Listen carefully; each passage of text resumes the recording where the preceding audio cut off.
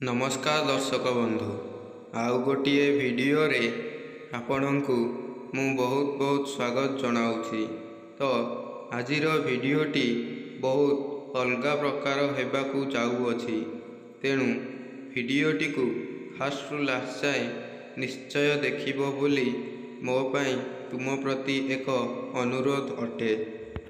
दर्शक बंधु, तो आजिर एही वीडियो रे आमे कठिनता आउ निजर संघर्षता को नहीं आमे एक झाड़ूर उदाहरण भावरे ताकू प्रमाण करिबा जे जेतेबेले एक झाड़ू तार चारिपार्श्व एक मैला थिबा स्थान रे ताकू सफा करी से स्वच्छ करी दिए, आउ जेतेबेले लोक माने ताकू गोटी गोटी करी फोपाड़ी दियंती तो सेतेबेले ताकू एक अलिया भावरे गणना करा जाई थाए।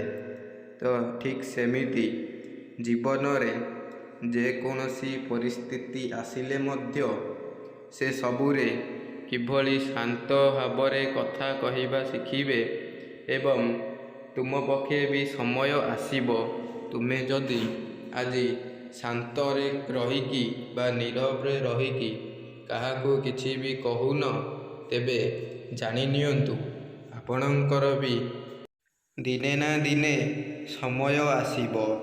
आउ सांग माने सबु बेले गोटिए कथा मने रखिबे जे एही दुनिया रे जेते कौनसी वस्तु थिले भी मध्य समय ठारू मूल्यवान केही नुहे। हुए तो सेही वस्तु गुड़िक आम पाई व्यवहारकारी अटे, किंतु आमे ताकू व्यवहार करू करू केतेबेले जे आमर समय चली जीवो ताहा आमे भी जानी पारिबा नाही। तेणु दुनिया रे समय ही सबुठारू मूल्यवान जिनिस अटे। आउ जेकोनसी परिस्थिति रे मध्य शांत रुहंतु आउ अपेक्षा करंतु समय को। समय ही तुमको कहीदेव जे तुमे केते मूल्यवान अटे। तेणु काहारी को किछि भी कहिबा आपणकर दरकार नाही। जदि तार कौनसी असुविधा अछि तेबे से आपणक पाखकू निजे निजे ही आसीबो। आउ जदि तुमर किछि असुविधा हेउछि तांकू निजे निजे सॉल्व करिबा शिखंतु, जहा फलरे समय अनुजाई आपण भी किछि ना किछि परिवर्तन करि पारिबे। आमे एकाठी रहिथिबा बेले आम पक्षे जेउ शक्ति रही थाए ताहा आमे एका होई गले सेही शक्ति केबे भी आम पक्षे रही न थाए। तेणु आपण केबे मध्य एका हेबाकू चेष्टा करंतु नाही। आपणक जीवन रे जेते भी झड़झंझा बा दुख कष्ट आसिले मध्य ताकू चुपचाप सामना करिबा शिखंतु आउ ताकू समय हातरे ही छाड़ी दियंतु। जदि आपणक द्वारा समाधान हेई पारु नाही तेबे ताकू समय हातरे छाड़ी देबा निहाती जरूरी अटे। काहींकि ना हुए तो आमे किछि भी प्रूफ बा प्रमाण न देई पारिबा, किंतु समय हेउछि एमिति एक जिनिस जहा आमको समय अनुसारे से ठीक ठीक प्रमाण देबाकू ही चेष्टा करि थाए। सांग माने सबुबेले गोटिए कथा मने रखंतु जे आपण जदि कौनसी जिनिस को पाइबाकू चाहुछंती तेबे आपणंगु किछि ना किछि त्याग करिबाकू पड़िबो। तो एहार गोटिए उदाहरण हेउछि जे जदि कौनसी व्यक्ति एक सोशल मीडिया रु पैसा इनकम करिबाकू चाहे तेबे से गोटिए धैर्यवान व्यक्ति हेबा निहाती आवश्यक अटे। आउ ଏମିତି ସୋସିଆଲ ମିଡ଼ିଆରେ ସେ ଏକ ବଡ଼ ବଡ଼ ସ୍ୱପ୍ନ ମଧ୍ୟ ଦେଖିଥାଏ, ଯାହାକୁ ସେ କେବେ ବି ସ୍ୱୀକାର କରିପାରେ ନାହିଁ। ତ ସାଙ୍ଗମାନେ, ସବୁବେଳେ ଏକ ଜିନିଷ ପଛରେ ଗୋଡ଼ାଇବାକୁ ହେଲେ ସେଥିରେ କିଛି ନା କିଛି ତ୍ୟାଗ ମଧ୍ୟ କରିବାକୁ ନିଶ୍ଚିତ ହୋଇଥାଏ। ତେଣୁ ସେତେବେଳେ ହିଁ ତୁମେ ଆଗକୁ ଯାଇପାରିବ ଆଉ ତା ପ୍ରତି ଏକ ସୃଷ୍ଟି ବା ଦୃଷ୍ଟିଶକ୍ତି ଆକର୍ଷିତ ହୋଇପାରିବ। ତ ତେଣୁକରି ଜୀବନରେ କେବେ ମଧ୍ୟ କାହା ପ୍ରତି ଏକ ଦୁଃଖ କଷ୍ଟ ଆସିବାକୁ ଦିଅ ନାହିଁ। ହୁଏତ ସେ ନିଜ ଲୋକ ହେଉ କିମ୍ବା ପରଲୋକ, ସବୁବେଳେ ଚେଷ୍ଟା କରନ୍ତୁ ଯେ ନିଜ ଲୋକ ସହିତ କିପରି ଏକ ପବିତ୍ର ବନ୍ଧନରେ ବାନ୍ଧି ହୋଇକି ରହିବା, ଯାହାଫଳରେ ଆପଣ ଏକାଠି ରହିଲେ ହିଁ ତା'ର ଶକ୍ତିକୁ ଆପଣ ନିଜେ ନିଜେ ଅନୁଭବ କରିପାରିବେ। ତେଣୁ ଆଉ ଏକା ହୋଇଗଲେ କିଛି ବି କରିପାରିବେ ନାହିଁ।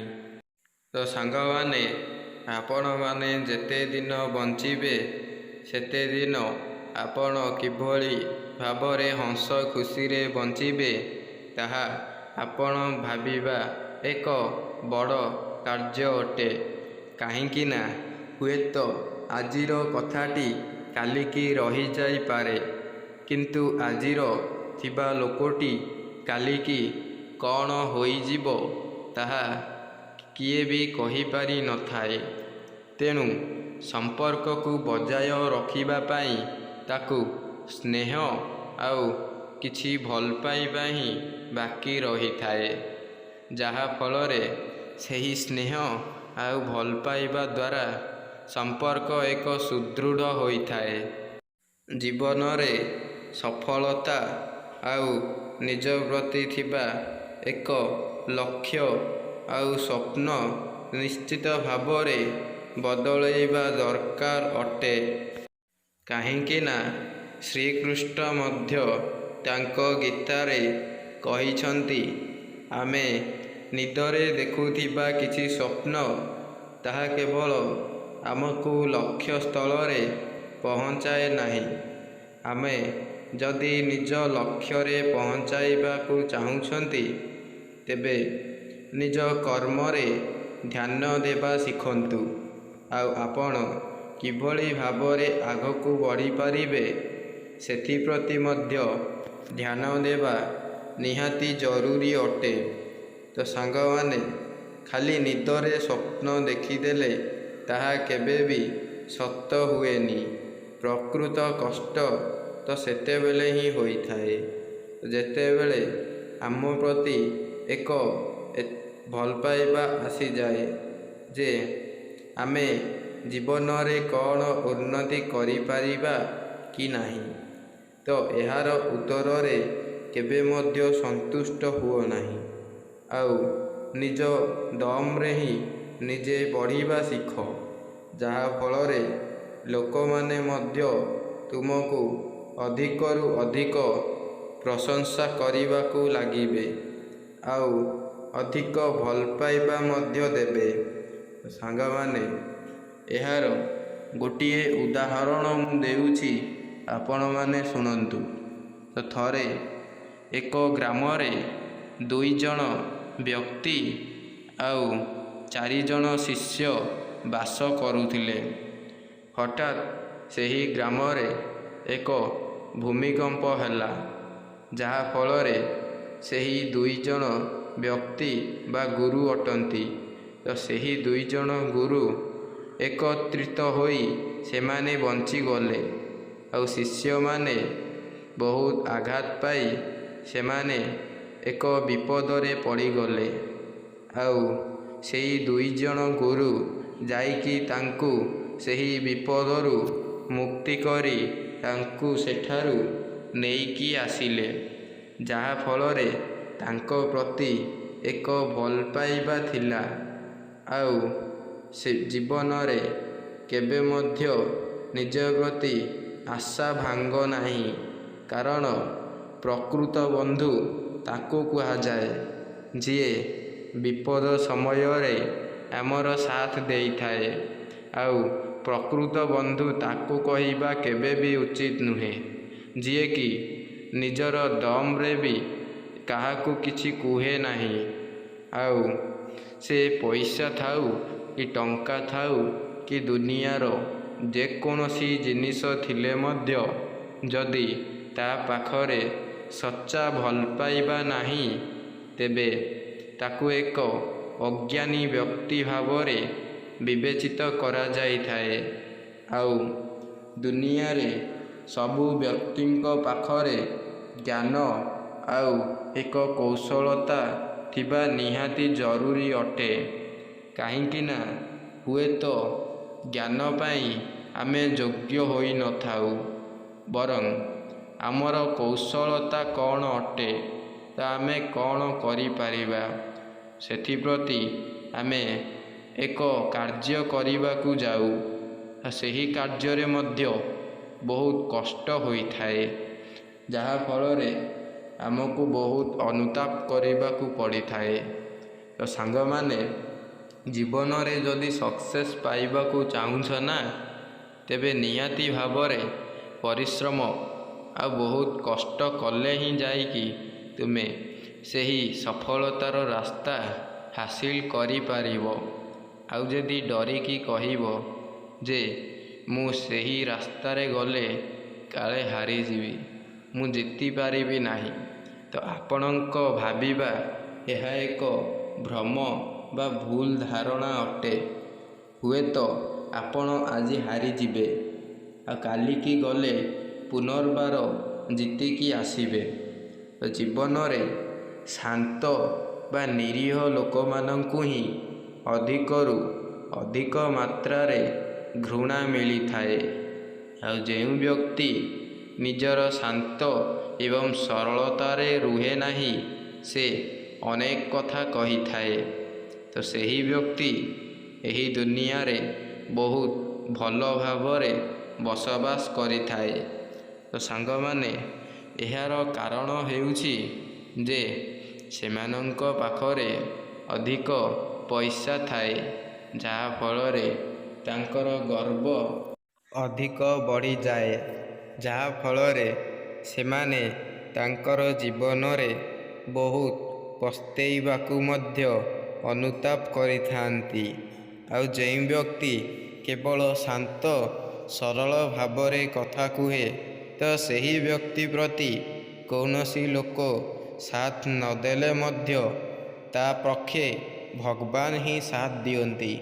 ଆଉ ଭଗବାନ ହିଁ ଏହି ଦୁନିଆର ସବୁଠାରୁ ବଡ଼ ଅଟନ୍ତି, ଯାହାଫଳରେ ଆମେ ଯେଉଁ କର୍ମ କରିଥାଉ ତାହା ଅନୁସାରେ ଆମକୁ ନିଜକୁ ହିଁ ନିଜେ ଫଳ ମିଳିଥାଏ।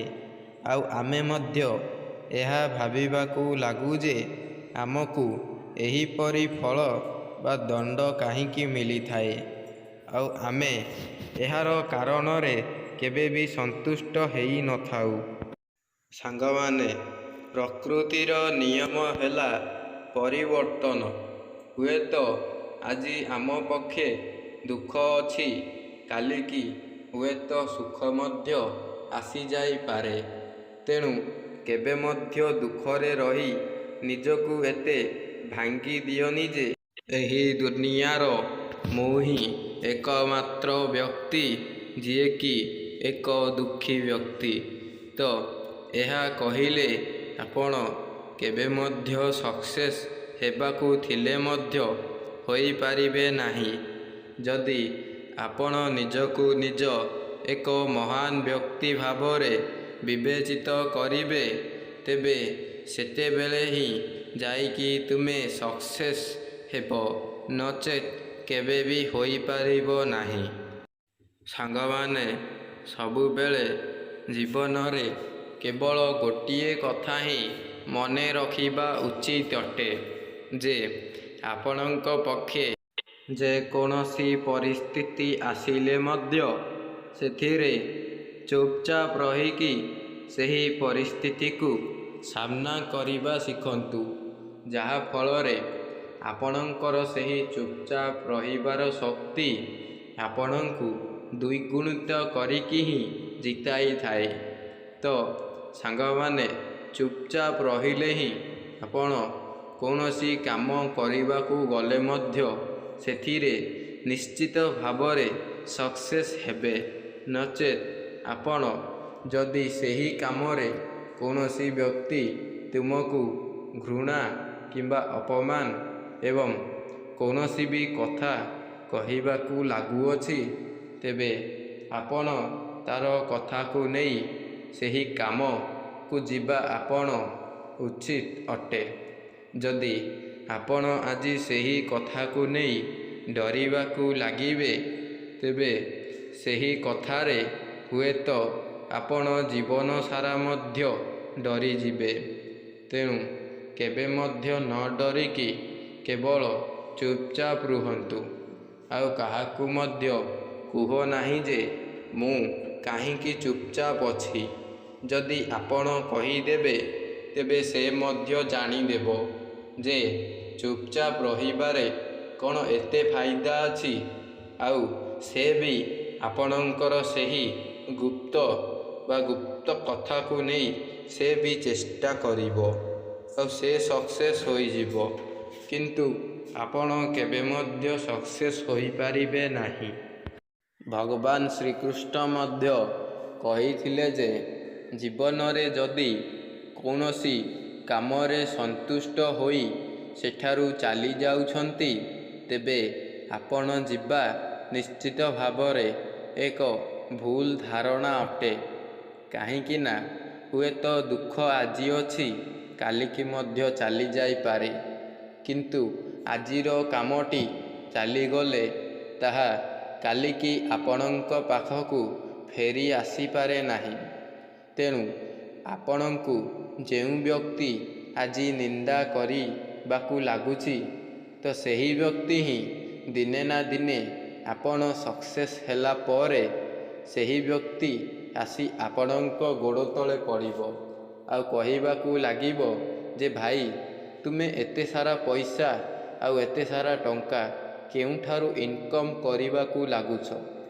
ଆଉ ଯେତେବେଳେ ସେ ଆସିବ, ଆଉ ତୁମର ମଧ୍ୟ ଏକ ଚିନ୍ତାଧାରା ଆସିଯିବ ଯେ ଏହି ବ୍ୟକ୍ତିଟି ଦିନେ ମୋତେ ଅଧିକରୁ ଅଧିକ ଘୃଣା କରୁଥିଲା ଆଉ ମୁଁ ତାକୁ ଆଜି ଏସବୁ କଥା କହିବା ଉଚିତ ନୁହେଁ।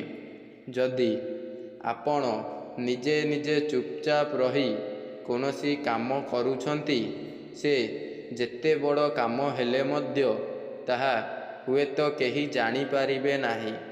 କିନ୍ତୁ ଭଗବାନ ଆମେ ଯେତେ ବଡ଼ କାମ କରିଲେ ମଧ୍ୟ ସେ ଅତି ସହଜରେ ଜାଣିପାରନ୍ତି।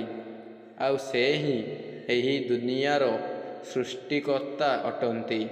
ତାଙ୍କ ବିନା ଏହି ସୃଷ୍ଟି ଚଳିବା ଅସମ୍ଭବ ଅଟେ। ତେଣୁ ଜୀବନରେ ସର୍ବଦା ଚୁପଚାପ ରହିବା ହିଁ ଶିଖନ୍ତୁ, ଯାହା ଫଳରେ ବହୁତ ସକ୍ସେସ୍ ମଧ୍ୟ ହେବେ। ଜୀବନରେ ଆଉ ଗୋଟିଏ ମଧ୍ୟ ସତ୍ୟ କଥା ହେଉଛି ଯେ ଜଣେ ଗରିବ ବ୍ୟକ୍ତି ଯେତେ ଜ୍ଞାନୀ ହେଉନା କାହିଁକି, ଯଦି ତା ପାଖରେ ଟଙ୍କା ନାହିଁ, ତେବେ ତାକୁ କେହି ମଧ୍ୟ ସାଥ ଦିଅନ୍ତି ନାହିଁ। ତା ପାଖରେ ଜ୍ଞାନ ଥିଲେ କ'ଣ ଆଉ ନଥିଲେ କ'ଣ, କିନ୍ତୁ ସେ ଯେତେବେଳେ ନିଜେ ସକ୍ସେସ୍ ହେଇଯାଏ ନା, ସେତେବେଳେ ତା ପ୍ରତି ଈର୍ଷା କରୁଥିବା ଲୋକମାନେ ତାକୁ ହିଁ ସାଥ ଦେବାକୁ ଲାଗିବେ। ତେଣୁ ଦୁନିଆରେ ସମସ୍ତଙ୍କୁ ବିଶ୍ୱାସ କରିନେବେ, କିନ୍ତୁ ମଣିଷକୁ କେବେ ବି କରିବେ ନାହିଁ। ହୁଏତ ଉଦାହରଣ ହେଉଛି ଗୋଟିଏ କୁକୁର। ଯଦି ତୁମେ ଆଜି ସେହି କୁକୁରଟିକୁ ଗୋଟିଏ ବିସ୍କୁଟ ଖାଇବାକୁ ଦେବ, ତେବେ ସେ କାଲିକି ତୁମ ପଛରେ ଆସିବ ଆଉ ତୁମକୁ ହିଁ ସେହି ବିସ୍କୁଟ ମାଗିବାକୁ ଲାଗିବ। ହୁଏତ ସେ କଥା କହି ନପାରେ, କିନ୍ତୁ ତାର ଠାର ମାଧ୍ୟମରେ ସେ ଆପଣଙ୍କୁ ଚିହ୍ନାଇ ଦିଏ। ତେଣୁ ଦୁନିଆରେ ଦୁଇ ଗୋଡ଼ିଆମାନଙ୍କୁ କେବେ ମଧ୍ୟ ବିଶ୍ୱାସ କରିବେ ନାହିଁ। କାରଣ ଏମାନେ ଆମର ବିଶ୍ୱାସରେ ବିଷ ଦେଇପାରନ୍ତି। କିନ୍ତୁ ଗୋଟିଏ ସାଧାରଣ କୁକୁର ସେ ଆମର ବିଶ୍ୱାସରେ ବିଷ ମଧ୍ୟ ଦେଇପାରେ ନାହିଁ। କାରଣ ସେ ତ ନିଜେ ହିଁ କଥା କହିପାରେ ନାହିଁ। ସେ କିଭଳି ଭାବରେ ଆମକୁ ବିଷ ଦେବ? ତେଣୁ କେବେ ମଧ୍ୟ ଚାରିଗୋଡ଼ିଆମାନଙ୍କୁ ବିଶ୍ୱାସ କରିବେ ନାହିଁ। ଦୁଇଗୋଡ଼ିଆମାନଙ୍କୁ ଅତି ସହଜରେ ବିଶ୍ୱାସ କରିବା ମଧ୍ୟ ଉଚିତ ନୁହେଁ। ତ ସାଙ୍ଗମାନେ, ଆଜିର ଏହି ଟପିକ୍ ଶାନ୍ତ ରୁହ, ତୁମ ପକ୍ଷେ ବି ସମୟ ଆସିବ। ତ ଏହି ଟପିକ୍ଟିକୁ ମୁଁ ଏଇଠି ଶେଷ କରୁଛି। ପୁଣି ଦେଖା ହେବା ଆଉ ଗୋଟିଏ ନ୍ୟୁ ଟପିକ୍ର ଭିଡ଼ିଓ ମାଧ୍ୟମରେ। ତ ସେତିକି ପର୍ଯ୍ୟନ୍ତ ମୁଁ ରହୁଛି। ଆପଣଙ୍କୁ ଅଶେଷ ଅଶେଷ ଧନ୍ୟବାଦ। ତ ସାଙ୍ଗମାନେ, ମୋର ଆପଣଙ୍କୁ ଆଉ ଗୋଟିଏ ମଧ୍ୟ ରିକ୍ୱେଷ୍ଟ, ଯଦି ଭିଡ଼ିଓଟି ଆପଣଙ୍କୁ ବହୁତ ଭାବରେ ଭଲ ଲାଗିଲା ତେବେ ନିହାତି ଭାବରେ ମୋର ଏହି ଚ୍ୟାନେଲଟିକୁ ଗୋଟିଏ ସବସ୍କ୍ରାଇବ୍ କରି ବେଲ୍ ଆଇକନ୍କୁ ଅନ୍ କରିକି ରଖିଥିବେ, ଯାହାଫଳରେ ମୁଁ ଭିଡ଼ିଓ ଛାଡ଼ିବା ମାତ୍ରେ ଆପଣଙ୍କ ପାଖକୁ ନୋଟିଫିକେସନ୍ ଜରିଆରେ ସର୍ବପ୍ରଥମେ ପହଞ୍ଚି ପାରିବ। ରହୁଛି। ଜୟ ଜଗନ୍ନାଥ।